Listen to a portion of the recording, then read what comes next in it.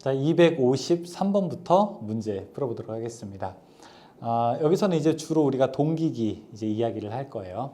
전기자를 고정시키고 자극 NS를 회전시키는 동기 발전기는 무엇인가? 자극을 회전시키잖아요. 그렇죠? 자극을 회전시키니까 회전 계자형이라고 할 수 있겠죠. N극, N스극. 여기 이제 이것이 회전하는 거는 회전 계자형이라고 하게 되죠. 동기발전기를 회전 계자형으로 하는 이유가 아닌 것은 무엇이냐? 왜 전기자를 안 돌리고 왜 이 계자를 돌리느냐? 왜 회전 계자형을 사용하게 되느냐라고 이제 하는 것에 타당한 이유에 대해서 설명하고 있습니다. 고전압에 정해질 수 있게 전기자 권선을 절연하기가 쉽다. 맞는 얘기고요. 슬리링이 없어서 간단하게 외부에서 인가할 수 있다. 그러니까 계자를 돌리는 게 전기자를 돌리는 것보다 더 쉬운 거예요. 어떻게 기계적으로나 전기적으로나 봤을 때. 기계적으로 튼튼하게 만드는 데 용이하다. 전기자가 고정되어 있지 않아 제작 비용이 저렴하다. 아니에요. 전기자가 고정되어 있어요. 계자가 회전되는 거잖아요. 그렇죠? 그래서 4번이 잘못된 내용이라고 할 수 있습니다. 삼상 동기전동기의 특징이 아닌 것은 무엇인가 물어보고 있습니다. 부하의 변화로 속도가 변하지 않는다. 동기전동기는 속도가 일정한 특성을 가지고 있죠. 부하의 역류를 개선할 수 있다. 전보 효율이 좋다. 공극이 좁음으로 기계적으로 견고하다. 공극이 좁다는 건요. 에어갭. 공극이 굉장히 좁다는 거는 서로 간의 간격이 좁다는 얘기예요. 서로 간의 간격이 좁게 되면 어떻게 됩니까? 기계적으로 더 좀 불리하게 되는 겁니다. 더 불리하게 되는 겁니다. 답은 4번은 그 특징에 해당되지 않습니다. 6극 36슬롯 삼상 동기발전기의 매극 매상당 슬롯은 어떻게 되냐? 매극 매상당 슬롯 이렇게 계산한다고 했어요. 그렇죠? 자, 그럼 지금 슬로스가 36슬롯이고 매극 매상 6극 그 다음에 삼상이니까 36 나누기 18 하게 되면 얼마? 2개씩 되겠네요. 이 답은 1번이 됩니다. 2개씩. 6극 60Hz 삼상 유도전동기의 동기 속도는 어떻게 되는가? 6극 60Hz P분의 120F 6분의 120 곱하기 60 1200rpm 3번 되겠네요. 답 3번. 60Hz의 동기전동기가 2극일 때 동기 속도는 어떻게 되는가? 자, 2극일 때는 동기전동기, 지금 동기전동기입니다. 근데 동기전동기, 유도전동기랑 똑같이 계산하는 거 아시죠? 동기전동기도 역시 2극이니까 얼마? 동기 속도 NS는 P분의 120F. 자, 여기서 동기 속도를 물어보고 있는 거죠. 극수가 2, 그 다음에 120 곱하기 주파수 60 하게 되면은 3600rpm 나오겠네요. 답은 3번이 해당됩니다. 답은 3번. 전기자 지름 0.2m의 직류발전기가 1.5kW의 출력에서 1800rpm으로 회전하고 있을 때 전기자의 주변 속도는 어떻게 되는가? 주변 속도는 겉에서 본 속도인데 주변 속도 계산하는 시간이 이렇게 됩니다. 파이 d 곱하기 60분의 n. 이 얘기가 무슨 얘기냐? 파이 d라고 하는 게 원의 둘레입니다. 원의 둘레. 지금 그러니까 원의 둘레가 결국에는 원줄 곱하기 직경이 되는 건데 직경이 지금 0.2m라고 되어 있어요. 3.14 곱하기 2m 곱하기 60분의 1800. 여기에서 1.5kW 이런 거는 필요가 없는 내용들입니다. 자, 이것만 계산하면 됩니다. 그럼 어떻게 됩니까? 이거 30이 되겠고요. 그렇죠? 30 곱하기 여기 3, 2, 6, 6, 3, 18, 18.82 이 정도 되겠네요. 답은 2번 18.82 미터 퍼 초 이렇게 볼 수 있습니다. 다음 권선법 중에서 직류기에서 주로 사용하는 것이 무엇이냐? 직류기에서 주로 사용하는 것 우리가 2층권, 그 다음에 고상권, 그 다음에 패로권 이렇게 돌아가는 것 답은 2번 볼 수 있습니다. 동기기 전기자 권선법이 아닌 것 동기기에서 권선법 많이 이야기 나오는데 여러분 기억해야 될 거 두 가지죠. 분포권이라고 하는 걸까? 단절권 두 가지를 기억하셔야 됩니다. 자, 여기 2층 분포권, 단절권, 그 다음에 자, 4번에 전절권은 해당되지 않죠. 전절권과 단절권이 서로 상대적인 개념이죠. 전절권은 극피치와 코일피치가 같은 거고 그 다음에 분포권이랑 집중권이랑 같은 상반되는 개념이죠. 중권은 여기 좀 다른 개념이고 그래서 단절권을 사용하게 되고 전절권은 채택하지는 않습니다. 답은 4번이 해당됩니다. 동기발전기의 전기자 권선을 단절권으로 왜 이렇게 짧게 하느냐? 짧게 하는 이유는 코일 양이 감소하는 것과 함께 전절권으로 하는 것보다 유기적력은 조금 적어지게 되는데 대신 좋아지는 것들이 있어요. 파형이 개선되게 되는 거죠. 그렇죠? 파형이 개선된다. 즉 고주파가 제거된다라고 하는 것을 장점으로 볼 수가 있습니다. 동기발전기의 단절권의 특징이 아닌 것은 무엇인가? 라고 물어보고 있습니다. 고조파를 제거해서 기전력의 파형이 좋아진다. 맞아요. 코일 단이 짧게 돼서 재료가 절약된다. 맞아요. 전절권에 비해서 합성 유기기전력이 증가한다. 아니, 유기기전력은 손해예요. 아니, 뭐 좀 좋은 게 있으면 안 좋은 것도 있어야 되겠죠. 유기기전력은 더 손해입니다. 그러나 나머지가 너무 좋아가지고 우리가 충분히 단절권으로 할 이유가 되는 겁니다. 답은 3번. 동기기의 전기자 권선법이 아닌 것은 무엇인가? 여기 물어보고 있습니다. 자, 단절권, 분포권. 저 전절권 사용한다고 하지 않았어요. 그렇죠? 4번에는 해당되지는 않습니다. 다음 중 고조파를 제거하기 위하여 동기기의 전기자 권선법으로 많이 사용하는 거 전절권보다 단절권, 집중권보다 분포권, 단절권, 분포권. 여기 2번이 옳은 설명이 되겠네요. 답은 2번이 됩니다. 동기발전기의 전기자 권선법 중 분포권의 특징이 아닌 것은 무엇인가 물어보고 있습니다. 슬롯간격은 상수에 반비례한다. 집중권에 비해 합성 유기전력이 크다. 이것도 집중권에 비해 합성 유기전력이 크다. 아니에요. 합성 유기전력이 오히려 더 작습니다. 하지만 고조파 제거가 되기 때문에 우리가 유리하게 사용하게 되는 것이죠. 자, 여기 2번을 설명하고 있습니다. 동기발전기의 전기자 반작용 중에서 전기자 전류에 의한 자기장의 축이 항상 주자속의 축과 수직이 되면서 자극편 왼쪽에 있는 주자속의 축은 증가하고 오른쪽에 있는 주자속은 감소시키며 편자작용을 하게 되는 거, 한쪽은 올라가고 한쪽은 내려가는 거, 이걸 우리가 교차 자화 작용이라고 부르게 됩니다. 자, 동기발전기 쓰니까 우리가 이 표를 하나 그려야 되겠죠. 자, 여기가 V, I 감자냐 증자냐 전기자 반작용 표입니다. 자, 위에가 감자,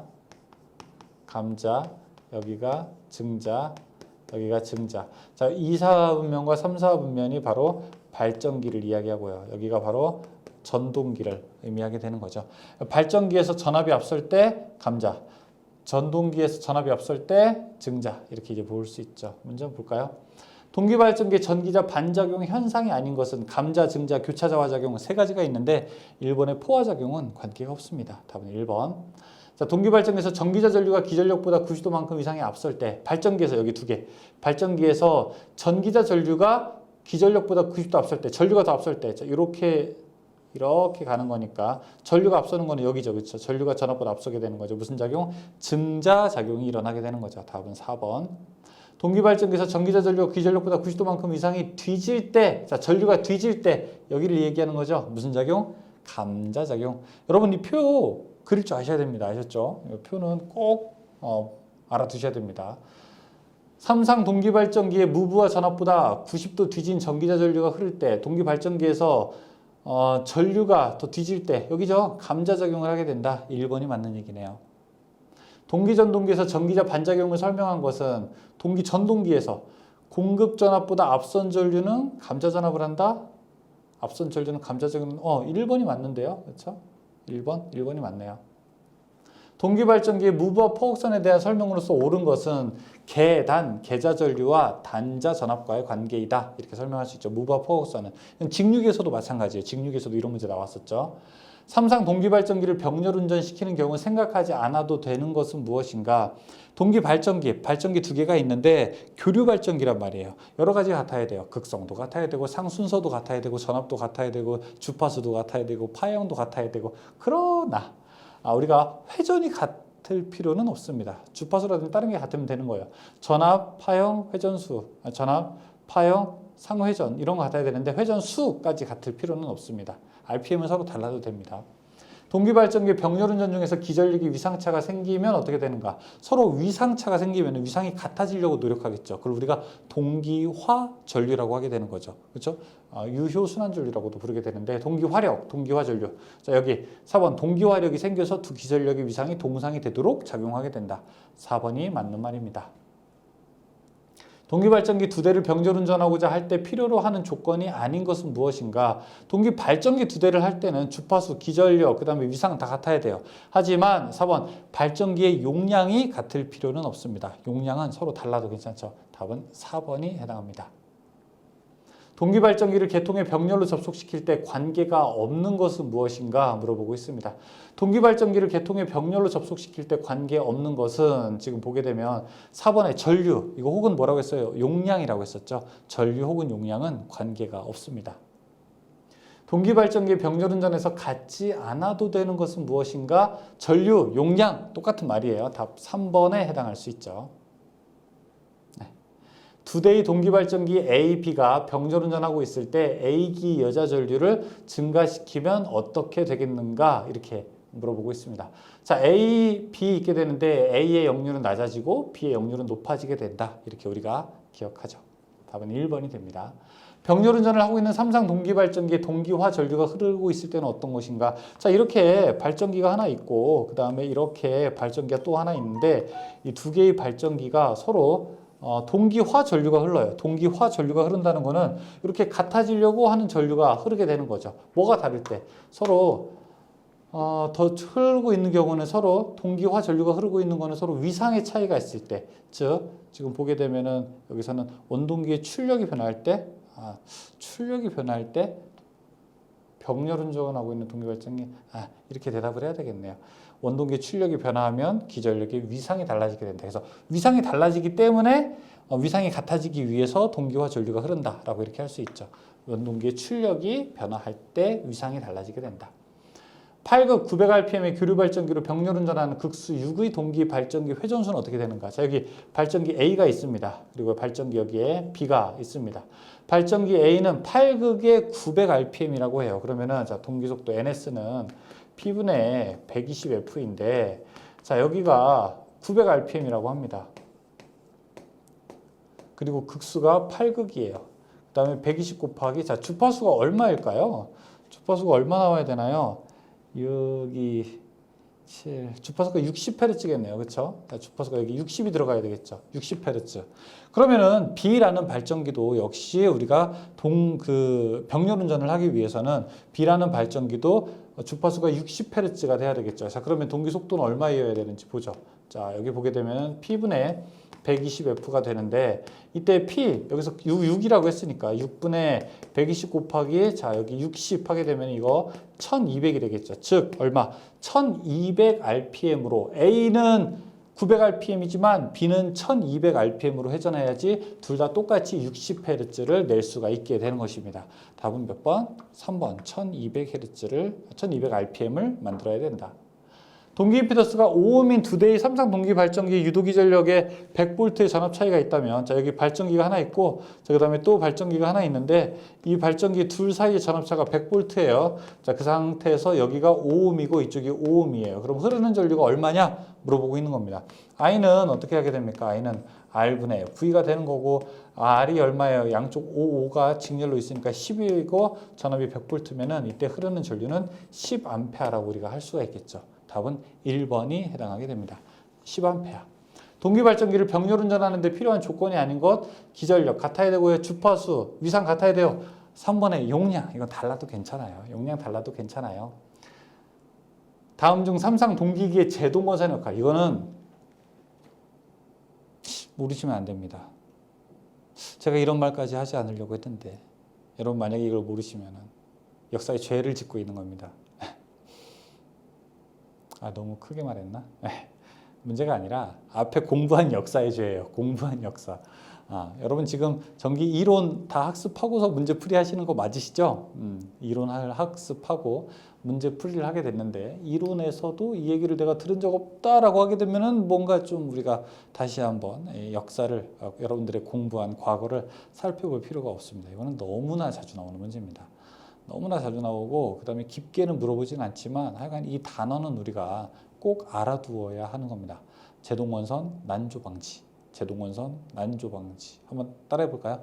제동원선 난조방지, 제동원선 난조방지. 지금 삼상 동기기의 제동원선의 역할은 뭐냐? 3번의 난조 방지가 됩니다.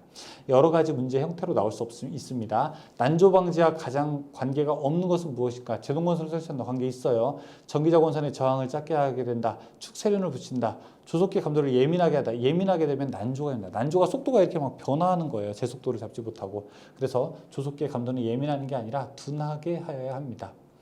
자, 삼상 동기기에 제동건선을 사용하게 되는 주 목적. 제동건선 왜 사용해요? 난조를 방지하기 위해서. 답 4번. 속도가 막 진동하는 것을 방지하기 위해서. 동기전동기에 설치된 제동건선의 효과로 맞지 않은 것은 무엇이 되는가? 제동건선의 효과, 단락시상전압 방지, 과부하 내량의 증대, 기동 토크의 발생, 난조 방지, 기동 과부하 내량의 증대. 1번은 그쵸? 송전선이랑은 뭐 상관없죠. 지금 모터 얘기하는 건데 송전선 불평형 달리기 완전히 여기는 완전히 전력 공학으로 가는 건데 그렇죠? 전기 기기가 아니라 조금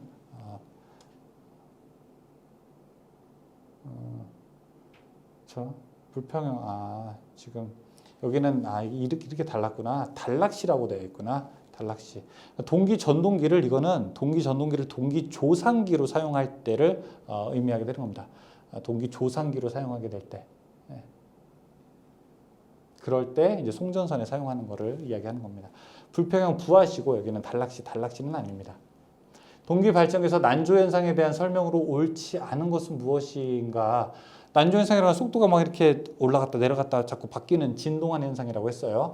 부하가 급격히 변하는 경우 발생할 수 있다. 제동건선을 설치하여 난조 현상을 방지하게 된다. 난조 정도가 커지면 동기 이탈 또는 탈조라고 한다. 난조가 생기면 바로 멈춰야 된다. 아니에요. 난조 생기면은 원래 정상적으로 시간이 지나게 되면은 다시 원래 상태로 오게 됩니다. 답은 4번이 됩니다.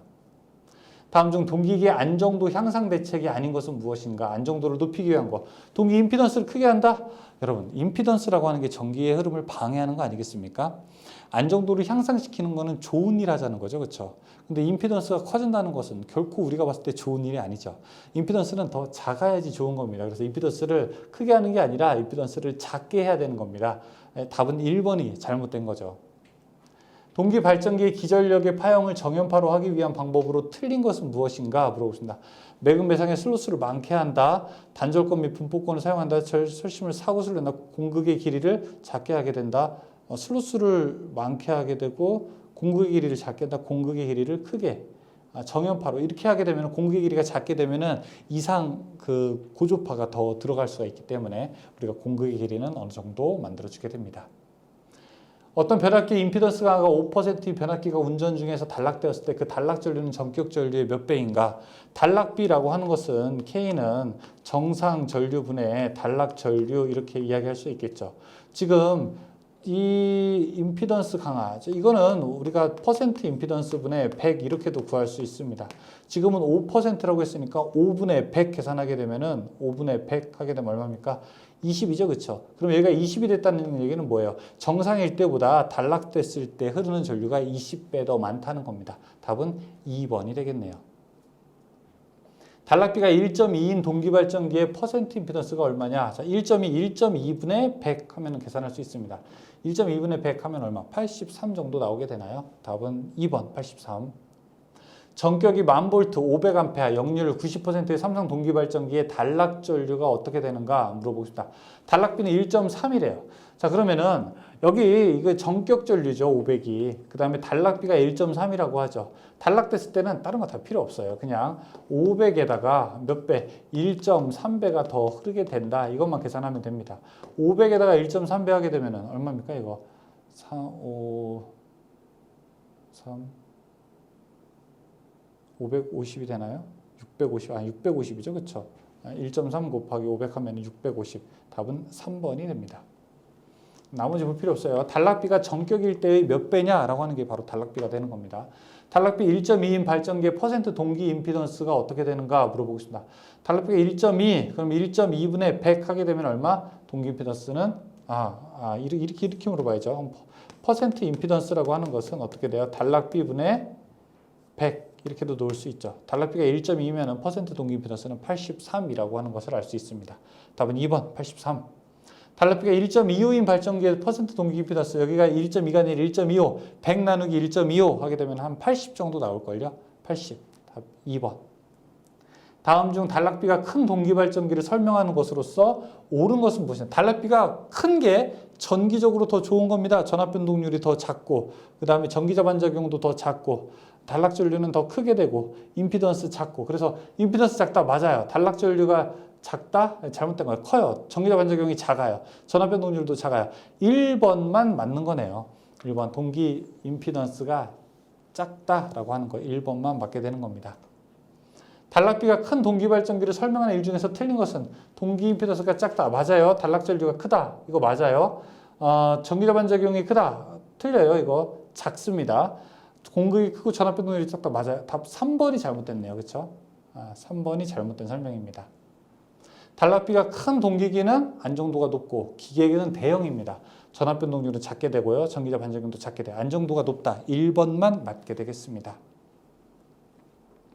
삼상 동기전동기 단자전압과 부하를 일정하게 유지하고 회전자 여자전류의 크기를 변화시킬 때 옳은 것은 무엇인가? 이거 V 특성 곡선 이야기하는 거네요. 그렇죠? 전기자 전류, 계자 전류, 계자 전류죠. 전기자 전류. 자, 이런 곡선. 자, 곡선 한번 짚고 넘어가죠. 여기 전기자 전류가 가장 작을 때 이때 코사인 세타 이거 얼마입니까? 이게 역률이 1이 되는 거죠. 이때 과여자는 콘덴서로 작용을 하게 되고 여기 부종여자 하게 되면 리액터로 작용하게 되죠. 그래서 우리가 부리 이렇게 외우게 되죠. 부종여자로 하게 되면 리액터로 작용하게 된다. 변화시킬 때 옳은 것은 전기자 전류의 크기와 위상이 모두 바뀐다. 1번. 이게 맞는 겁니다. 그렇죠? 2, 3, 4는 다르게 되는 거죠. 1번이 맞게 되는 거고. 자, 동기조상기를 부종여자로 운전하면 어떻게 된다? 부종여자로 여자가 좀 작게 운전하게 되면 뭘로 작용한다? L. 리액터로 작용하게 되죠. 답은 3번이 맞는 얘기입니다. 그림은 동기기 위상 특성 구선을 나타내는 것이다. 똑같은 얘기죠. 전기자 전류가 가장 작게 흐를 때 이때의 역률은 얼마예요? 1이라고 했었죠. 코사인 세타는 1. 답은 1번으로 놓을 수 있습니다. 답 1번. 동기전동기의 송전선의 전압조정 및 역률 계산에 사용한 것을 무엇이라고 하게 되는가? 이걸 우리가 동기조상기라고 이야기합니다. 동기조상기. 동기발전기의 돌발 단락 전류를 주로 제한하는 것은 무엇입니까? 누설 리액턴스가 돌발 단락 전류를 주로 제한하게 됩니다. 단락되었을 때, 삼상 단락되었을 때 이때 흐르는 전류가 순간적으로 돌발 단락 전류거든요. 그 다음에 흐르는 전류가 영구 단락 전류인데 돌발 단락 전류를 주로 제한하는 것이 바로 누설 리액턴스고 그 다음에 영구 단락 전류를 제한하는 것이 전기자 반작용 리액턴스 이렇게 됩니다. 동기발전기의 공극이 넓을 때의 설명으로 잘못된 것은 무엇이냐? 공극이 넓다라고 하게 되면은 안정도가 증대, 공극이 넓을 때 단락비가 크다, 공극의 안정도가 높고 여자 전류가 크다, 전압 변동이 크다, 전압 변동이 큰가요? 전압 변동은 아니죠, 그렇죠? 전압 변동은 작아지게 되죠.